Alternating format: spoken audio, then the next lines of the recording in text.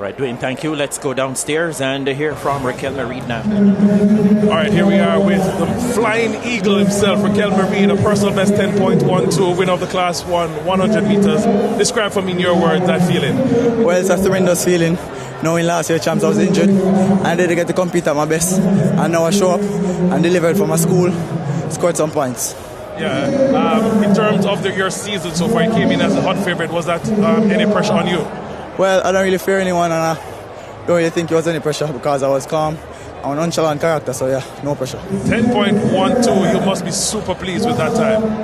Yeah, well, persons were saying like, go for the record, but that wasn't in my mind. I was just trying to come out here, execute at my best, put my rest together and score for my school. What are plans for the rest of the championships? Well, I'll be doubling, so I'll be running 200 tomorrow. Congratulations, well done. Thank you. Back up to you, Spence.